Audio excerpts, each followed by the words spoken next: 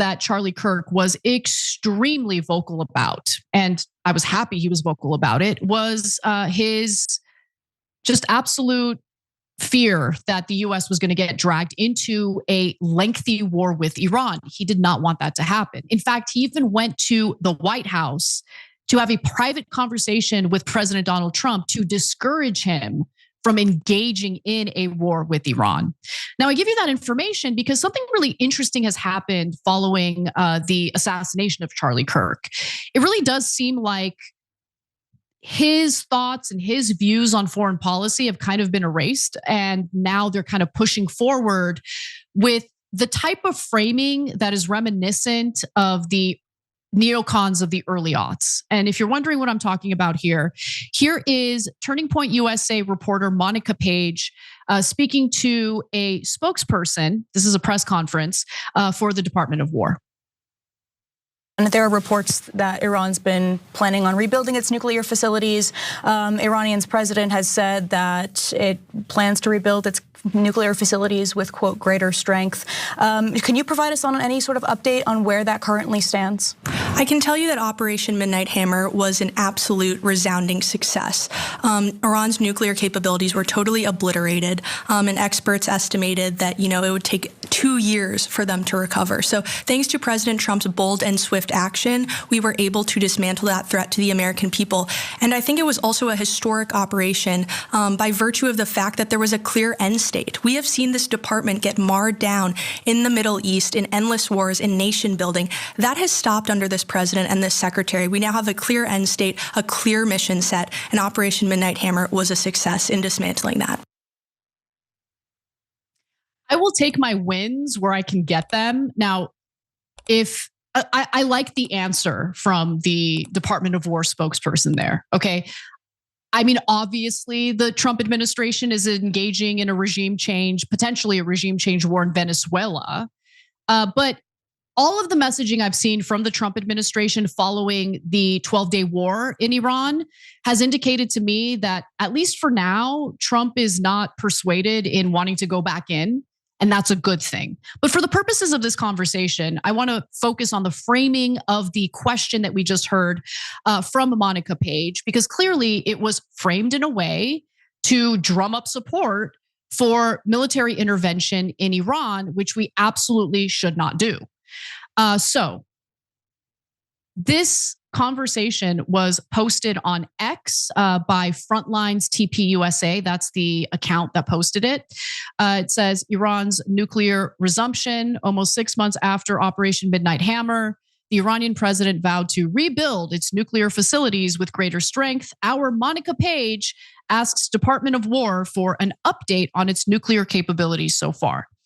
Now, I think that the reactions and the mentions to that post are, for the most part, pretty fantastic. Remember, these are conservatives. And these are the conservatives who don't want forever wars. They don't want to get dragged into a war in Iran. Jamie Duff writes, with Charlie out of the way, TPUSA is now openly lobbying the Pentagon to bomb Iran. Incredible stuff. Another person who goes by Rick says, so TPUSA has changed their position on Iran. Charlie was one of the biggest voices against us being dragged into that war. And there were countless other comments that you can read for yourselves. But it does highlight the divide within the, conservative political groups in this country. Younger conservatives certainly have been more savvy when it comes to US foreign policy and how detrimental it's actually been to our soldiers and to America. And so they're pushing back. Older conservatives tend to be more in the neocon camp, which is pretty devastating. But luckily, I think their influence seems to be waning a little bit. Now, here's what we should really be concerned about, because it turns out that in reality, Israel is planning to attack Iran again. And it's likely that Trump knows about it and is kind of keeping quiet about it because there might be an agreement that any war effort would take place after the midterms. Now, this is speculation on my part. I want to be clear about that. But it's not ill-informed speculation. And here's what I mean.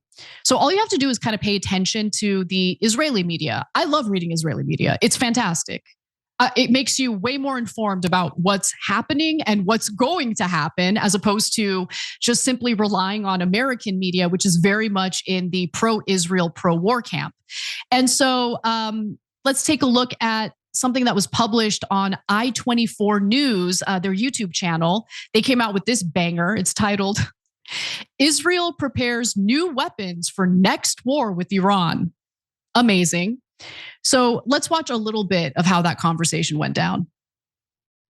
Do you think President Trump would be on board with another round of fighting? He has repeatedly held his hand out to Tehran, hasn't he, offering a potential new nuclear deal? I think if Israel really present with solid intelligence that, look, they're rebuilding, for example, their missile program, and this is going to make Iran even more intransigent and more hard-headed at the talks, and it's going to actually give them the confidence not to return to the nuclear table.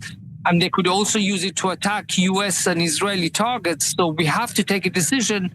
We have to make a decision. Then he may find it difficult to refuse, and he may find it difficult to turn down such a decision, and he may go to war. I think what was said there was very interesting. Right? So they're planning on framing this to Trump in a way that makes him think, look, you want to have negotiations with Iran, but maybe it makes more sense to preemptively strike Iran, because it looks like, they're building up their arsenal here, their missiles. What, Iran's not allowed to have missiles? Are you insane? Like, what's wrong with Iran having missiles? And that's the thing, like, they keep moving the goalposts. Oh, we're worried about their nuclear weapons and how much Iran's nuclear weapons would pose a threat to Israel, a nuclear power that's not, part of the non-proliferation treaty, that won't acknowledge their nuclear weapons, even though when Kissinger got upset with Israel and threatened some of the US military aid that goes to Israel, the response to him was to threaten nuclear war. That's according to Jonathan Pollard, by the way, the former CIA official who is now a convicted traitor to the United States because he was selling our secrets to Israel. It's according to him.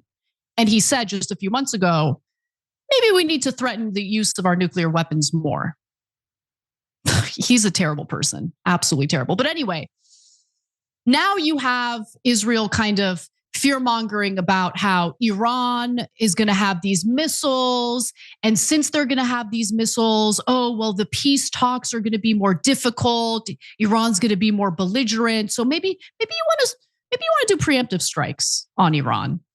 That's what they're going to try to sell to Trump. I mean, that it was just abundantly clear from, the tactics that were just described in the video you watched. But look, if you want to say to me, that's just one video, one outlet, that doesn't mean that Israel's actually planning to go to war with Iran again.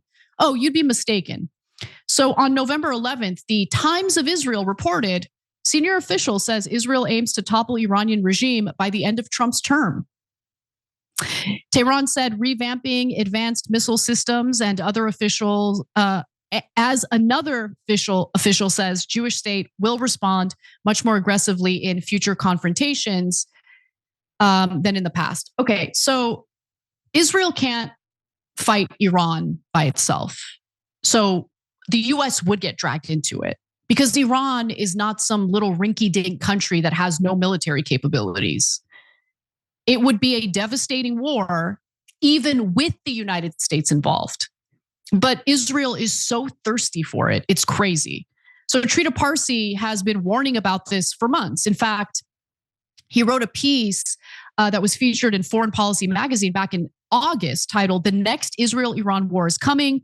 Both countries' strategic calculus suggests it will be even more violent." Oh, goody. We've got something to look forward to.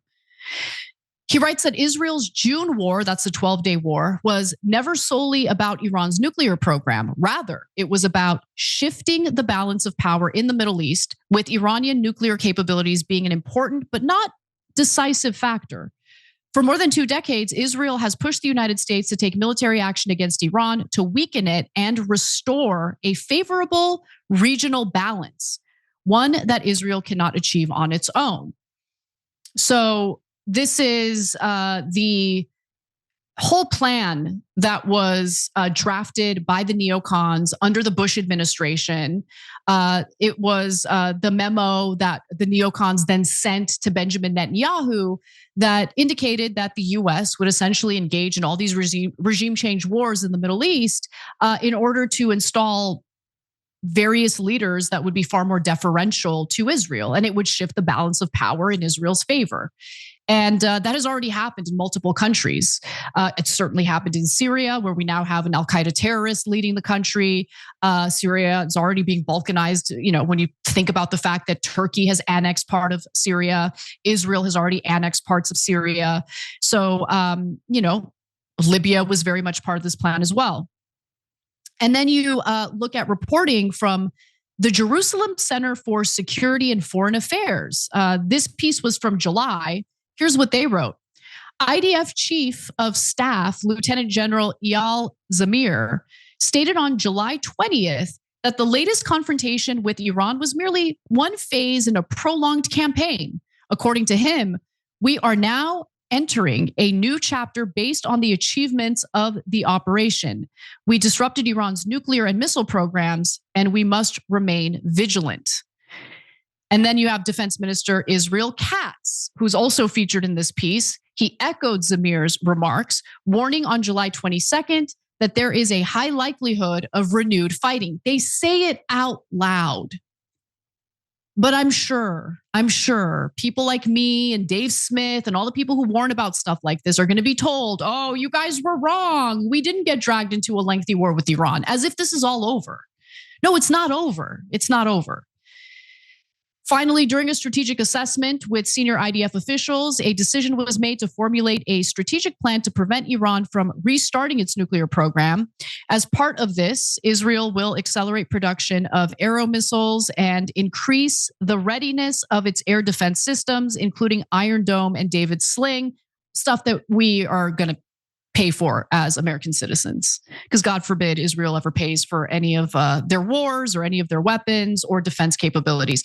Now, Parsi argues that Israel's 12-day war in June had three objectives, right? So to draw the United States into a direct military conflict with Iran, which happened. Luckily, it wasn't prolonged or anything like that, but we could get dragged into something much more serious, much longer than a 12-day war. The other two objectives were to decapitate the Iranian regime. They failed at that. And to turn the country into the next Syria or Lebanon. And they failed at that. So Iran will be more difficult to destabilize compared to Syria. Because, you know, in the case of Syria, it did start out with an organic uprising that was then co-opted by proxies like Turkey, Israel, the United States, Russia. But contrary to Israel's expectations, the killing of senior commanders from the Islamic Revolutionary Guard Corps did not lead to mass protests or an uprising against the Islamic Republic. Instead, Iranians of all political stripes rallied around the flag, if not the regime itself, as a wave of nationalism surged across the country. You know, one of the arguments that the Israelis use to drum up support for an invasion in Iran is that, oh, but the people of Iran want regime change so badly. They want it so badly. They don't like the Ayatollah, which, by the way, there are indications that's true. But they don't want Israel to come in, destroy their country, bomb the crap out of it, and then install a puppet government that puts Israel first. So we'll see how this plays out, but I believe the reporting and I believe the Israelis. When they tell us what they plan to do, we should believe them because they always end up doing it with the help of our government and our tax dollars. Every time you ring the bell below, an angel gets his wings. Totally not true, but it does keep you updated on our live shows. Every time you ring the bell below, an angel gets his wings. Totally not true, but it does keep you updated on our live shows.